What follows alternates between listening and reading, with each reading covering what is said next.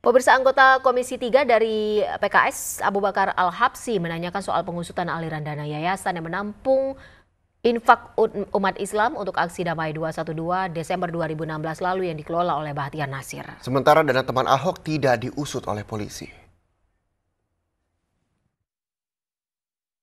Kemarin tahu ada demo yang kita sambut dari Komisi 3, ya kan? Aksi massa begitu besar di DPR, yang itu isunya itu adalah menyangkut tentang kriminalisasi ulama. Mungkin yang maksud salah satunya ya tentang beberapa ulama yang disebut diantaranya adalah Pasal Habib Rizik, Bahtiar Nasir dan lain sebagainya. Ya. Tentang Bahtiar Nasir, Pak, tentang TPPU, aksi dari dana infak 212. Saya punya catatan, Pak. Ini penting masalahnya supaya citra Polri jangan rusak. Pertama, dasar pengenaan pasal TPPU oleh penegakan hukum, Pak, pada umumnya kan menggunakan pasal 3, 4, 5 Undang-Undang TPPU. Dalam ketiga pasal tersebut dengan jelas disebutkan bahwa TPPU adalah perbuatan atas harta kekayaan yang diketahui atau diduga merupakan hasil tindak pidana dengan tujuan menyembunyikan atau menyamarkan asal-usul, menyamarkan lokasi, peruntukan dan pengalihan hak milik uang hasil tindak pidana.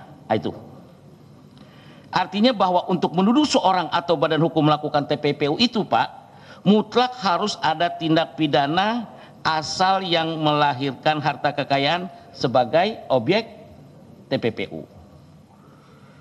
Saya pikir ini penting. Jika Polri berargumen secara keras bahwa tidak diperlukan pidana pokok untuk TPPU, tentu juga harus ada argumen yang dapat diberikan di sini. Ya, di sini Polri perlu memberikan penjelasan, dan publik akan menyandingkan proses ini dengan kasus dana Ahok, Pak,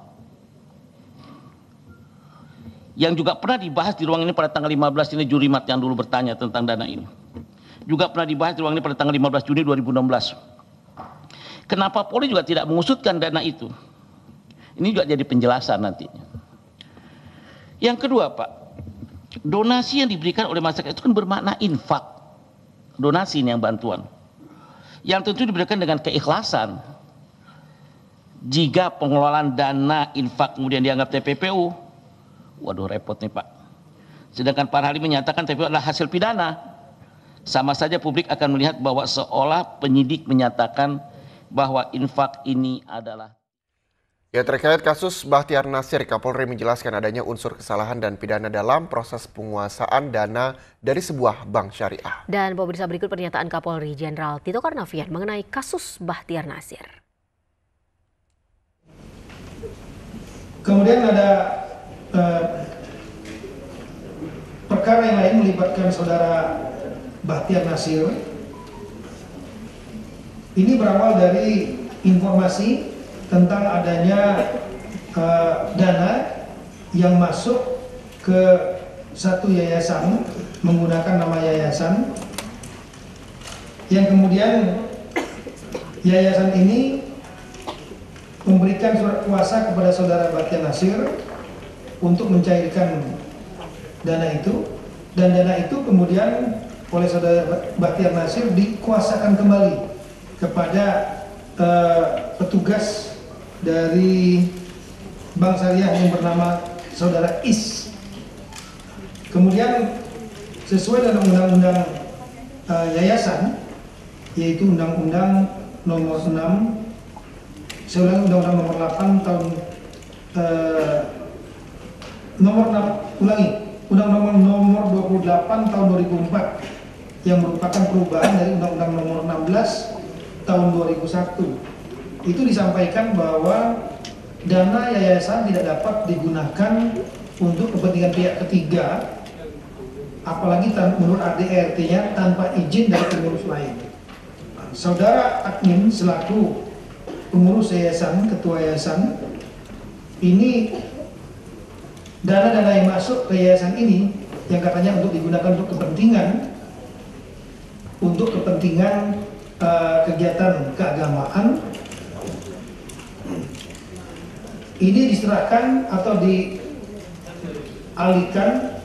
kepada dikuasakan kepada saudara Bahtiar Nasir yang bukan merupakan pengurus yayasan tanpa persetujuan pengurus yayasan lainnya untuk digunakan untuk kepentingan yang lain. Sehingga menurut undang-undang yayasan, penggunaan dana yayasan untuk pihak ketiga, dialihkan ke pihak ketiga, itu dapat diancam, itu dapat melanggar pasal 5 Undang-Undang 28 tahun 2004 yang ancamannya adalah di pasal 70 Undang-Undang nomor 16 tahun 2001 dengan ancaman 5 tahun.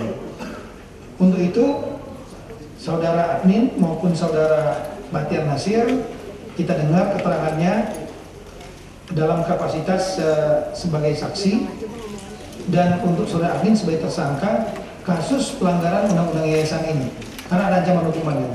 Sedangkan pengalihan penggunaan